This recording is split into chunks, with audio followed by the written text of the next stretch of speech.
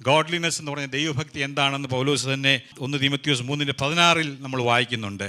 ദൈവഭക്തിയെക്കുറിച്ച് പറഞ്ഞിരിക്കുന്ന കാര്യങ്ങളെല്ലാം ശ്രദ്ധിക്കുക. അതെല്ലാം ദൈവപുത്രനായ യേശുക്രിസ്തുവിലൂടെ നമുക്ക് ലഭിക്കുന്ന അനുഗ്രഹങ്ങളെക്കുറിച്ചാണ്, ആ അനുഭവത്തെക്കുറിച്ചാണ് ദൈവഭക്തി എന്ന് പറയുന്നത്. അവൻ ജഡത്തിൽ വെളിപ്പെട്ടു, ആത്മാവിൽ നീതീകരിക്കപ്പെട്ടു, ദൂതന്മാർക്ക് പ്രത്യക്ഷനായി, ജാതികളുടെ ഇടയിൽ പ്രസംഗിക്കപ്പെട്ടു, ലോകത്തിൽ വിശ്വസിക്കപ്പെട്ടു, തേജസ്സിൽ എടുക്കപ്പെട്ടു എന്നിങ്ങനെ ദൈവഭക്തിയുടെ മർമ്മം സമ്മതാമണ്ണം വലുത്. Great is the mystery of godliness. മർമ്മം എന്ന് പറയുമ്പോൾ എന്താ നമുക്കറിയാം? മർമ്മം എന്ന് പറഞ്ഞു കഴിഞ്ഞാൽ, മിസ്റ്ററി എന്ന് പറഞ്ഞു കഴിഞ്ഞാൽ നമ്മുടെ മാനുഷിക മനസ്സിൽ നമുക്ക് മനസ്സിലാക്കാൻ കഴിയാത്തതും എന്നാൽ ദൈവത്തിൻ്റെ ആത്മാവ് നമുക്ക് വെളിപ്പെടുത്തി തന്നെങ്കിൽ മാത്രം മനസ്സിലാക്കുന്നതുമായ കാര്യമാണ് മർമ്മം എന്ന് പറയുന്നത്. പൗലോസ് പറയുന്നത് ദൈവഭക്തിയുടെ മർമ്മം വലിയതാകുന്നതാണ്. കർത്താവ് തൻ്റെ ശിഷ്യന്മാർ ചോദിച്ചു, ദൈവപുത്രൻ ആരാണ്?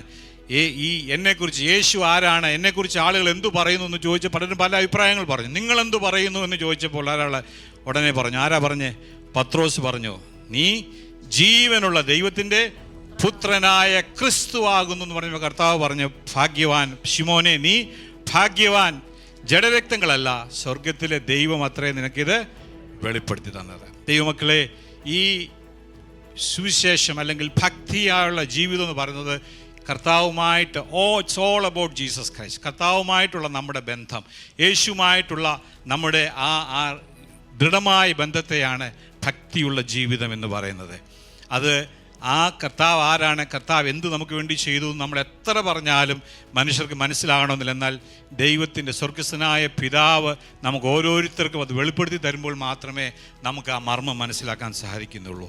അതുകൊണ്ടാണ് ദൈവത്തിന് പറഞ്ഞത്, അപ്രകാരം ഭക്തിയുള്ള ഒരു ജീവിതം സംതൃപ്തിയോടുകൂടെ നാം ചെയ്യുന്നെങ്കിൽ അത് വലുതായ ആദായമാണ്.